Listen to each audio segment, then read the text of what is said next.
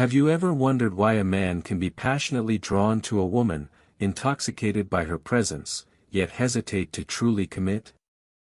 Most women assume that his hesitation is a sign of fear, weakness, or lack of readiness. But paradoxically, the opposite is often true. What looks like resistance is the soul's silent demand for a signal he cannot articulate but instinctively longs for. Carl Jung believed that the unconscious recognizes truth long before the conscious mind admits it, and in the dance of love, there exists one unmistakable signal that awakens the archetype of the devoted man, the moment he sees the reflection of his own destiny mirrored in a woman who stands fully in her own worth. A man does not commit because of pressure, persuasion, or convenience. He commits because something within her essence bypasses his ego and touches the eternal. When he encounters a woman who embodies not just beauty or kindness but a depth of inner rootedness, he feels both fear and awe. This signal is not given through words alone, nor through grand gestures, but through the silent, unwavering energy she carries, the energy of a woman who is not waiting to be chosen but is already whole. For Jung, this is the anima calling forth its counterpart, awakening in him the possibility of completion. And it is precisely here that many women unknowingly falter, mistaking sacrifice for devotion, availability for love, pursuit for loyalty. Think of the countless stories where a woman bends herself, softens her edges, and gives endlessly in the hope of securing his heart, only to watch him drift further away.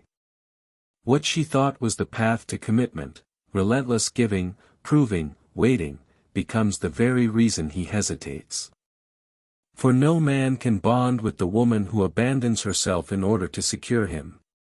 His unconscious registers this not as love but as imbalance, as a shadow threatening to consume him. The feminine that collapses into self-forgetfulness awakens not his devotion but his flight. And yet, when the feminine refuses to betray herself, when she embodies the paradox of softness and sovereignty, something in him stirs that he cannot explain. Her presence whispers to him, "I am already complete, with or without you." To the conscious mind of the man, this feels both liberating and destabilizing. Liberating, because he senses he is not trapped in her need; destabilizing, because he realizes that if he is to stand beside her, he must rise into his own true strength. The secret signal that makes a man commit is not dependency, but sovereignty. Not the hunger for his presence, but the freedom that radiates even in his absence. In archetypal terms, she embodies the queen. Not the maiden chasing affection, not the lover begging for devotion, but the sovereign feminine who knows her throne is not built by his validation. And when he perceives this, he cannot help but feel that to be with her is not to rescue, not to dominate, but to align himself with something larger than himself, a destiny, a purpose, a union that transcends the ordinary. This is why Jung spoke of individuation, the journey of becoming whole, not through clinging to another, but through integrating one's shadow, standing in one's fullness, and choosing connection from strength rather than emptiness. So ask yourself, are you unconsciously signaling need, lack, and self-abandonment? Or are you embodying the quiet signal of wholeness, the energy that says, "I am already complete"? For the former awakens his fear, but the latter calls forth his devotion. This is the paradox women must understand: the less you seek to bind him, the more his unconscious longs to stay bound. The less you collapse into him, the more he feels the pull to build his life beside you. Commitment is not forced into being, it is magnetized by the woman who holds her center. What makes this signal so powerful is that it emerges not from strategy, but from essence. A woman cannot fake sovereignty. She cannot wear the mask of detachment while secretly begging within her soul to be chosen. The unconscious always detects the truth. Men, though often unaware of the language of the psyche, feel it as an unspoken vibration, the difference between a woman acting whole and a woman being whole. Jung understood this well, that the shadow reveals itself not in what we say, but in what we radiate. And a woman who has integrated her shadows of abandonment, of unworthiness, of desperation, shines with a calm force that no mask could replicate. It is this radiance that becomes the secret signal. When a man encounters it, his ordinary defenses weaken. He may still resist with his conscious mind, he may rationalize, distract himself, or run from what he cannot yet comprehend. But beneath all of it, his deeper self has recognized something eternal. He has seen in her the archetype of the self, the image of integration, the union of opposites, the presence that does not demand but simply is. And in the quiet of his being, he knows that to lose her would be to lose an encounter with his own destiny. You, listening now, must ask yourself, do you carry this signal? Not in your words, not in the way you posture, but in the silent truth of your being. This is not about perfection, nor about never feeling longing, fear, or desire. It is about refusing to betray yourself in the face of them. A woman who commits to her own soul before she seeks the commitment of a man radiates an unmistakable frequency. It is the frequency of choice rather than need, of presence rather than pursuit. Men sense it, even if they cannot explain it. They call it mystery, magnetism, something different. But at its core, it is simply wholeness. Notice how different this is from the modern advice that floods women's minds. So often you are told to play games, to withhold texts, to manipulate with silence. But games are still masks. They are still rooted in the fear of not being enough. And fear cannot create commitment, it only breeds uncertainty. True commitment arises not because you withheld, but because you overflowed with a quiet fullness that required nothing. He felt that you were not clinging to him for identity. Instead, he felt that to walk away would mean abandoning the rare chance to stand beside a woman who has already crowned herself. Think of how nature itself teaches this lesson. A tree does not beg the bird to nest within its branches. It simply grows, rooted deeply, reaching skyward, unshaken by passing winds. And yet, because of its stability, because of its quiet strength, the bird returns season after season. This is the feminine in her sovereignty, not chasing, not pleading, but standing as a living sanctuary. The masculine recognizes it instinctively. He may test it, he may try to shake it, but if it holds, if she holds, he finds himself unable to leave. Here lies the paradox every woman must embody: the man does not commit when he feels your dependence, he commits when he feels your independence. He does not bind himself to the one who collapses into his arms out of fear, but to the one who rests in his arms by choice. This choice, repeated day after day, transforms a fleeting passion into a devotion that endures. It is not loud, not desperate, not conditional. It is the silent signal that whispers, "I am whole. Join me if you dare." And when he dares, it is not because he conquered you, but because he recognized you. The woman who lives in alignment with her essence awakens not just his desire, but his destiny. The signal deepens not in the beginning but in the spaces in between, in the pauses where most women collapse, and the sovereign woman remains still. When a man pulls away, testing whether her world shatters without him, she does not chase. She does not rush to fill the silence with anxious words. Instead, she remains rooted, like the mountain that does not tremble when clouds pass over its peak. And it is precisely here that his unconscious begins to awaken. For what terrifies him is not her anger, nor her tears, but her calm, the realization that she exists beyond his validation.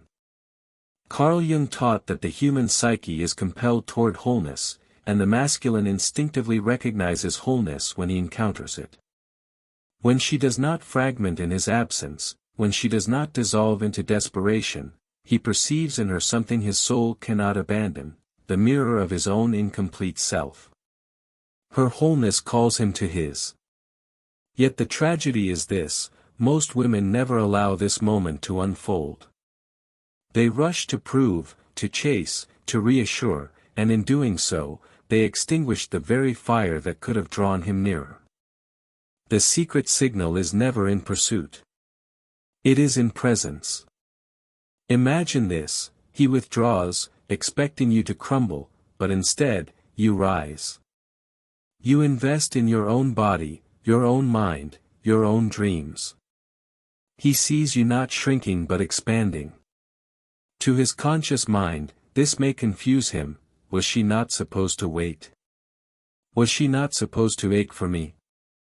Yet his deeper self, the part untouched by ego, feels a magnetic pull. He cannot help but return to the place where he felt the paradox of desire and safety combined.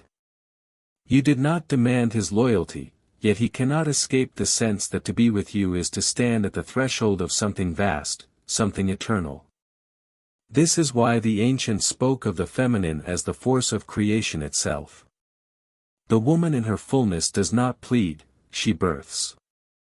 She births growth in herself, and she births expansion in the man who dares to stand beside her. Jung's notion of the anima reveals this truth: the man does not seek the woman as mere companion, he seeks her as the missing bridge to his own deeper soul. And he will only cross that bridge if he senses it is strong enough to hold. A woman collapsing into his absence makes that bridge weak, unstable, destined to fall. But a woman who holds her ground, who continues to grow in his silence, reveals to him a crossing that leads not to need, but to destiny. You must recognize the psychological gravity of this. The signal is not an act, not a calculated silence or a rehearsed detachment. It is the fruit of shadow work, the slow integration of wounds, the refusal to abandon oneself, the sacred act of saying, "I belong to me first." In that belonging, you emanate a strength that no performance can fake. And men, though they may not understand it, feel it in their bones. It disarms them, calls them, terrifies them, and yet makes them linger. So the question is not whether you can signal this, but whether you have become it. Are you still seeking to be chosen, or have you chosen yourself? Are you unconsciously crying out for rescue, or have you embraced the truth that no one rescues the woman who has rescued herself? For the man does not commit when he feels your emptiness, he commits when he fears losing the rare presence of a woman who is full. That fear, paradoxically, is not rooted in anxiety, but in reverence. And reverence, unlike lust, does not fade. ChatGPT said. The signal of sovereignty becomes most visible in how a woman relates to love itself. For many, love is a battlefield of proving, earning, and sacrificing. They believe that devotion is demonstrated by how much of themselves they are willing to surrender. But here lies the paradox Jung warned of: to lose oneself in love is not devotion but dissolution, the annihilation of the self. And no man, no matter how enchanted, commits to the void. He may be enticed by it, momentarily intoxicated by the drama of sacrifice, but his unconscious recoils. Deep within, he senses that he cannot build eternity with a woman who has vanished inside her longing. The sovereign woman, however, embodies a different love. She gives, yes, but her giving is not born of need, it flows from abundance. She loves without collapsing, desires without dissolving, and welcomes intimacy without handing over the crown of her soul. This is the love that becomes unshakable because it is not rooted in fear of loss. A man who encounters such love finds himself undone. He realizes he cannot manipulate it, cannot threaten it, cannot cage it. For her love does not beg, it blesses. It is a force that uplifts rather than imprisons. This is why commitment in its truest form is not about possession, it is about recognition. He commits when he recognizes that her love is not transactional, not fragile, but eternal in its source. You must understand how rare this is in a world built on insecurity. Most relationships are mirrors of childhood wounds, repeating cycles of abandonment and pursuit. The woman who has not done her shadow work unconsciously seeks in him the father who left, the validation she never received, the love she has always been denied. The man feels this weight, even if he cannot name it. And though he may stay for a time, his soul eventually longs for freedom. Not because she was unworthy, but because her love carried chains he could not bear. Jung wrote that what we do not make conscious returns as fate, and unless a woman becomes conscious of these patterns, she repeats them endlessly, confusing sacrifice for love, and abandonment for destiny. But when she breaks the cycle, when she turns inward and faces the shadows that once dictated her choices, everything shifts. Her love becomes lighter, freer, unbound. She no longer asks a man to heal her wounds, she heals them herself and invites him to share in the garden she has cultivated. This is the moment the signal shines brightest. For he feels not the weight of her longing, but the expanse of her freedom. He feels not a demand for rescue, but an invitation to rise. And though the boy in him may resist, the man in him cannot deny the call. Think of the Stoics, who taught that true strength is found not in controlling others but in mastering the self. Marcus Aurelius wrote that a man becomes invincible when he is content with himself. The same is true for the woman, she becomes irresistible when she is content in her own skin. Her serenity is her shield, her boundaries her fortress, and her joy her crown. No man commits to chaos, he commits to the sanctuary that chaos cannot shake. And that sanctuary is you, if you dare to become it. So ask yourself, what signal do you send? Do you echo the wounds of your past, radiating the fear of abandonment? Or do you embody the wholeness of a woman who has chosen herself first?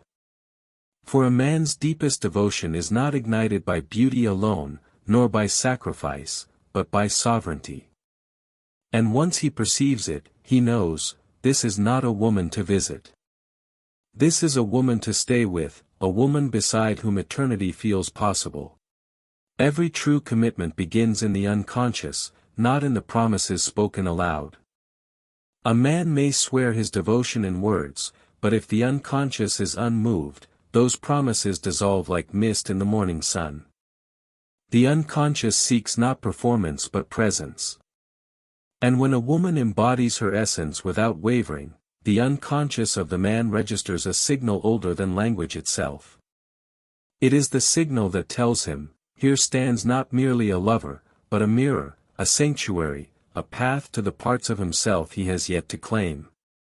This is why Jung described relationship as the crucible of individuation. To love deeply is not to escape the self, but to confront it. A man may resist this confrontation, retreating when intimacy reveals his shadows, yet if the woman remains steadfast in her own wholeness, something begins to shift. He sees that she is not afraid of his darkness, because she has faced her own. She does not demand perfection, because she does not offer pretense. In her authenticity, his defenses weaken, and his fear transforms into trust. This trust is not built in grand declarations, but in the quiet realization that she cannot be shattered by his flaws. And yet, she does not lose herself to accommodate him. This is the fine line, the paradox that defines the signal. Too much yielding, and she disappears into his orbit, confirming his unconscious fear that she is not truly sovereign. Too much detachment, and she becomes untouchable, confirming his suspicion that love cannot live here. The signal arises in the balance, soft yet firm, inviting yet grounded, receptive yet self-possessed. This balance is what ignites not only his desire but his longing for permanence. For permanence is not born of excitement, but of reverence. When he reveres her, he cannot treat her as passing pleasure. Reverence demands commitment. He feels it in his body, a restlessness when he imagines her absence, a recognition that another's presence cannot replace hers. To leave her would not simply be to lose a woman, it would be to lose access to the deeper man he is becoming in her presence. This is why men describe certain women as unforgettable. It is not because she begged, pleaded, or pursued, but because she stood so firmly in herself that he found his own reflection within her. Consider how archetypes live within us all. The man longs to be king, but he cannot crown himself. He becomes king only when he chooses to stand beside a queen. A woman who does not carry the queen energy, who collapses into need, or hides behind masks, cannot awaken this archetype within him. He may enjoy her, desire her, even adore her, but he will not commit. Only when she embodies the sovereign feminine does he feel his own sovereignty stir. And then, almost against his will, he steps into the role of devotion. Not because she demanded it, but because she called it forth. You may think this is unfair, that you must become whole to be loved. But the truth is simpler, wholeness is not a burden, it is freedom. To be sovereign is not to be perfect, but to refuse to betray yourself in love. To give without abandoning. To receive without losing your crown. This is what makes you unforgettable, what makes his soul restless in your absence. For the unconscious man, this signal is terrifying, for the man ready to rise, it is irresistible. And so, the signal is never spoken, never forced. It is lived. It is breathed. It is who you are when you no longer need to be chosen. There is a moment, subtle but unmistakable, when the unconscious of a man shifts. He may not even realize it has happened. His mind still wanders, his ego still searches for excuses, but somewhere beneath it all, his soul has chosen. This moment is not triggered by beauty, not by romance, not even by compatibility. It is born from the signal of sovereignty, the realization that she is not a woman he can simply have. She is a woman he must rise to meet. And in this realization, something ancient awakens, the masculine instinct not merely to desire, but to protect, to build, to stay.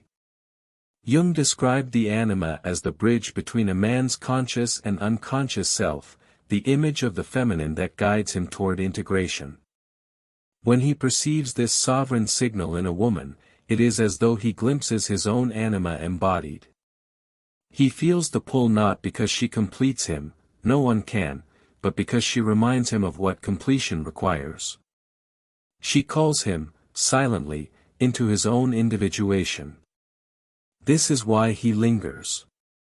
This is why his wandering soul begins to circle back.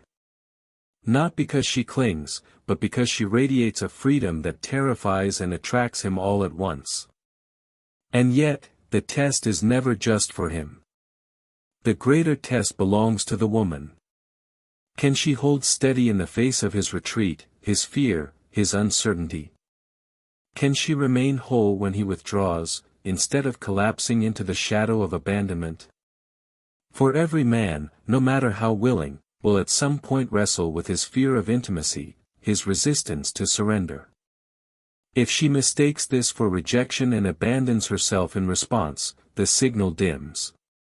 But if she remains anchored, her essence undisturbed, he begins to see what no fleeting infatuation has ever shown him, that here is a woman who cannot be shaken from her throne.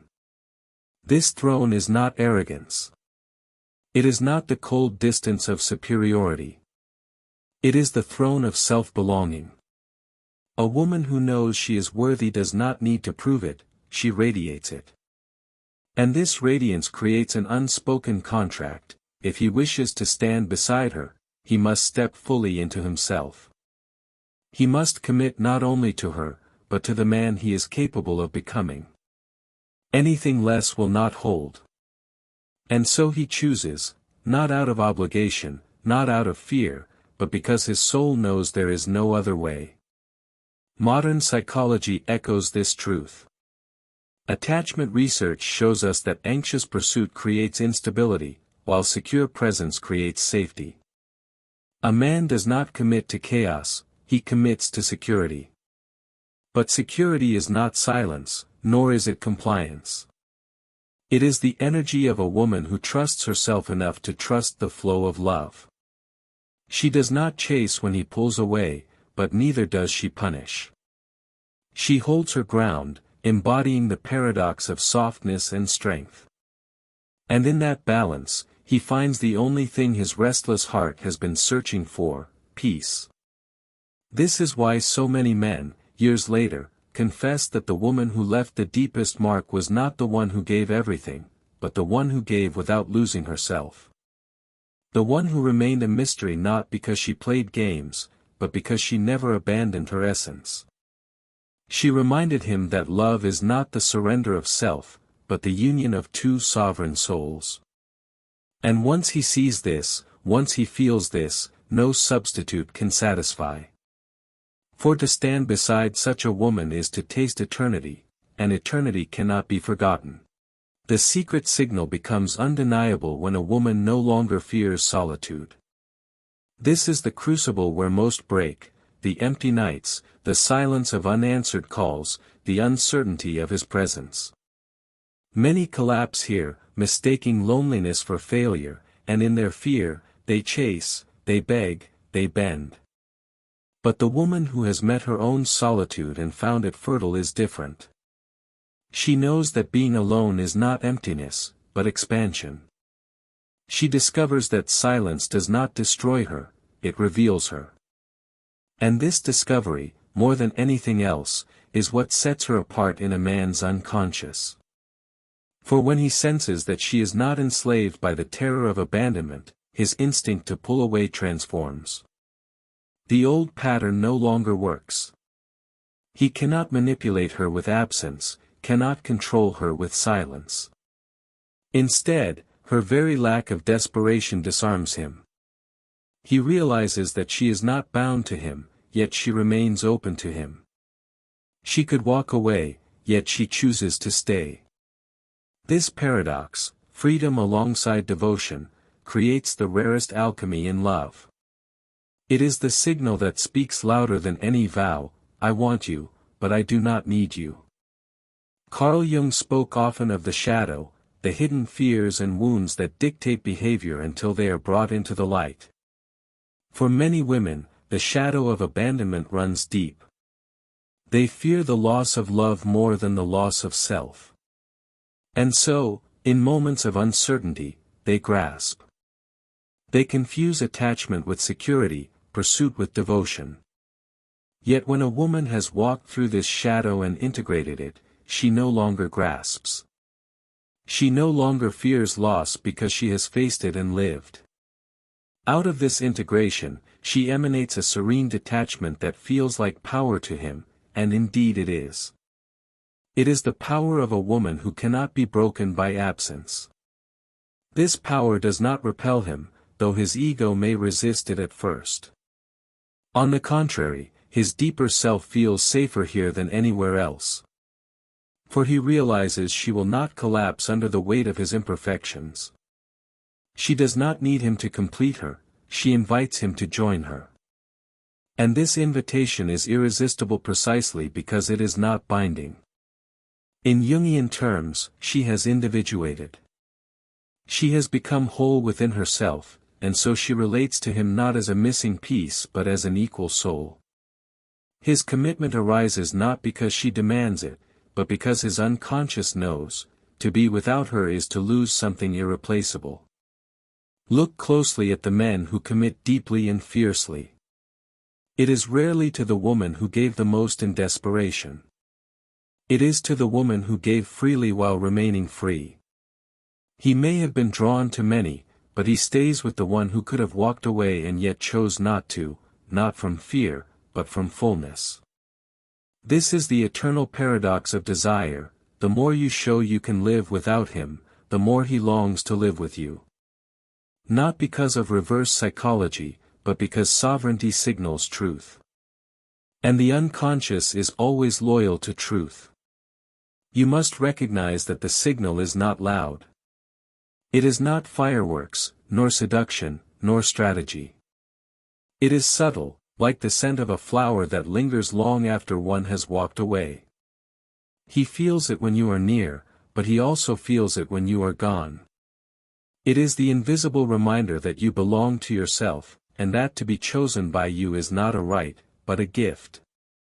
And once he has sensed it, he cannot unsee it. He may run, he may delay, but eventually, the gravity pulls him back. Not to any woman, but to you. The deepest irony of this signal is that it thrives in contrast. Where most women seek to hold tighter, she loosens her grip. Where many confuse surrender with self-erasure, she understands surrender as expansion. She does not strive to control his choices, nor does she shrink in fear of losing him. Instead, she moves with quiet confidence, knowing that what is meant for her will not require her destruction to remain. And this is the paradox that unsettles him most: her willingness to walk away is precisely what makes him want to stay. A man's unconscious reads signals like a compass. When he feels grasping, he senses danger, that love is about to suffocate him, that he will lose his own freedom. But when he feels sovereignty, he senses a rare alignment, that love here will not consume him, but transform him. This is why he cannot explain why one woman feels like a passing storm while another feels like destiny. It is not her words, her looks, or her promises. It is the vibration of her soul, the frequency of someone who is already whole. And wholeness cannot be faked, for the unconscious is never deceived. Jung wrote that the self, the archetype of wholeness, is what every soul longs for. A man who encounters a woman radiating herself feels not just attraction, but recognition. Recognition of his own potential, his own unclaimed depths, his own hunger for completion. He may resist this recognition, the ego often does, but he cannot forget it. Like a dream that lingers long after waking, her presence stays with him, whispering of what he could become if only he were brave enough to choose her. And this whisper, over time, becomes unbearable to ignore. For you, this means that your greatest power lies not in pursuit, but in embodiment. You do not need to manipulate, convince, or chase. You need only to root yourself so deeply in your own worth that your presence becomes undeniable. A man can dismiss words, rationalize actions, but he cannot escape the magnetic pull of energy. Energy does not lie. And when your energy says, "I am whole, I am sovereign, I am free," his unconscious begins to rewrite its story. Suddenly, the thought of losing you does not feel like relief, it feels like exile. This is why many men return to the sovereign woman even after trying to escape. They may search for easier love, softer ground, less demanding mirrors. But they discover quickly that what is easy is also empty. No other presence carries the same weight, the same depth, the same haunting reminder of what true union feels like. And so they circle back, often humbled, realizing that what they resisted is exactly what their soul was craving. It was never the chase, never the sacrifice, never the games. It was the signal of sovereignty that made her unforgettable. And here is where your choice emerges. For you, too, must decide, will you betray yourself for the illusion of keeping him, or will you trust the signal that arises only from wholeness? To stand in your essence means risking loss, yes. But it also means gaining everything, not only the man capable of seeing you, but the woman capable of seeing herself. And once you have tasted this vision, you will realize, the signal is not just about him. It is about you. It is the language of your soul declaring, "I am not afraid to stand alone, and therefore, I am worthy to be chosen." The essence of this signal becomes clearest in the way a woman carries time. Most rushing to secure love, rushing to prove worth, rushing to bind what feels fragile. But the sovereign woman moves differently. She understands that urgency is the child of fear, and fear corrodes love. So she allows time to unfold, neither grasping nor retreating, embodying the patience of one who knows her value cannot expire. This patience is not passive, it is powerful. For it reveals to the man that she is not driven by desperation but by choice. And choice is the deepest seduction of all. Jung wrote that, the meeting of two personalities is like the contact of two chemical substances. If there is any reaction, both are transformed. The sovereign woman does not fear this transformation. She knows love will change her, just as it will change him. But she also knows that true transformation does not erase the self, it expands it. She enters love not to be completed but to be magnified. And this terrifies him, for it means that if he is to stand with her, he must accept transformation too. Yet it also draws him closer, for what man does not long, secretly, even unconsciously, to become greater than he is? Here lies the signal secret, it is not about making him comfortable. Comfort rarely binds a man, growth does. And growth is born from tension, the tension of being seen, the tension of being called higher, the tension of realizing that love is not simply pleasure, but purpose.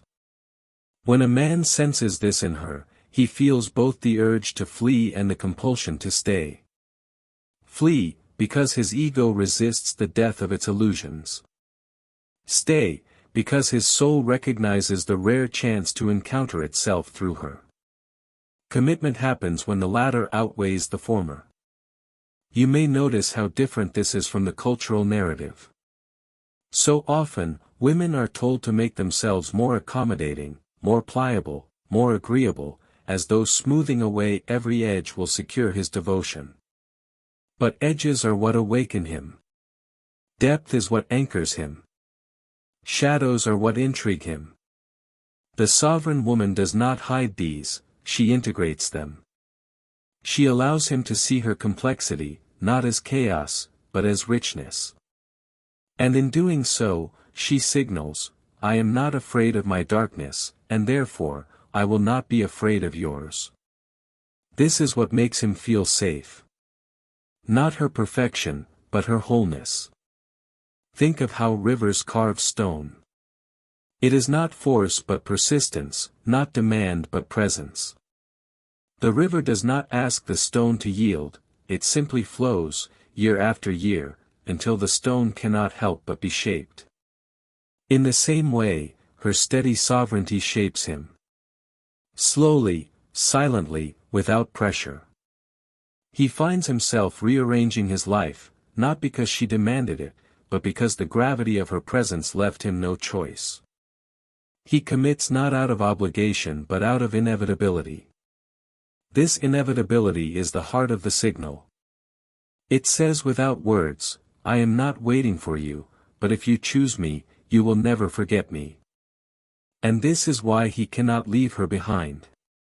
Even if he wanders, even if he resists, he carries her presence like an imprint. She becomes the measure against which all others are compared. Not because she performed, but because she embodied. Not because she chased, but because she remained. And so, commitment arises not from what she does, but from what she is. The man realizes that he is not simply choosing her, he is choosing himself, his higher self, the self she has awakened in him.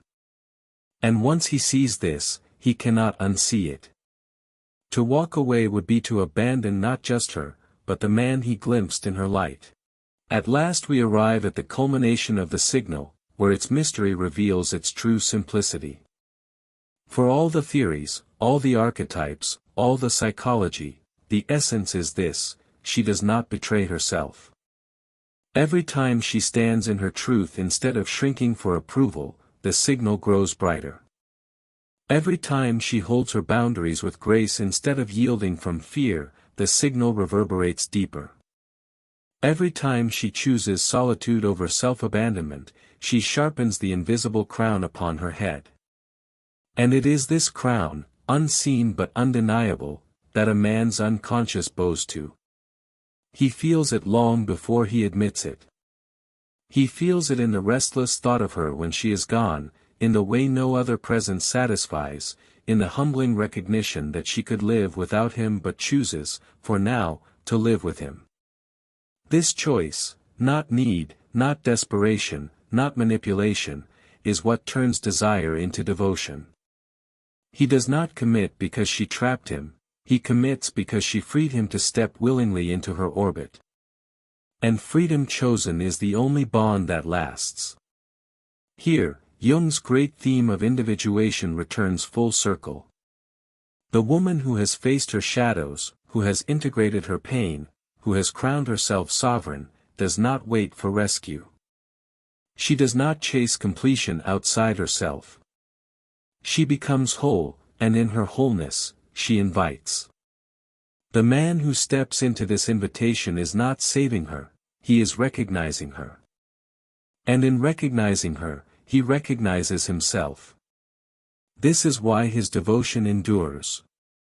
Not because she needed him, but because through her he met a deeper version of himself. But what of those who cannot meet her there? Some men will flee. Some will circle endlessly, unable to face the mirror of their own incompleteness. And this, too, is part of her sovereignty, she does not collapse when he leaves. For she knows that his inability to commit is not proof of her lack, but of his unreadiness. She does not mourn what was never truly hers, she continues to walk in her light, trusting that those capable of standing in it will find their way to her. And they always do. For the signal is eternal. It cannot be hidden, cannot be silenced, cannot be forgotten. This is why the sovereign woman becomes unforgettable. She is the flame that teaches him the difference between warmth and wildfire, between fleeting passion and eternal union.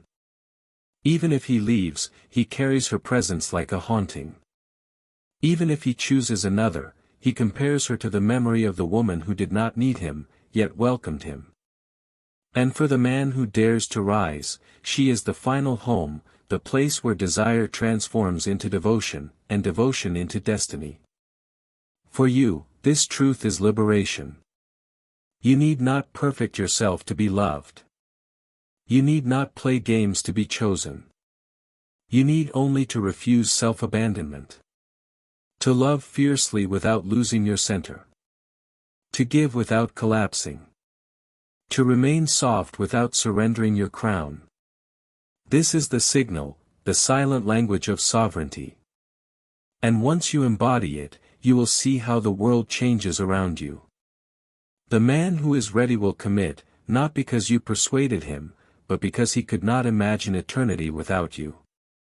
And the men who are not ready will fall away, leaving space for what is worthy. Either way, you remain whole. Either way, you remain crowned.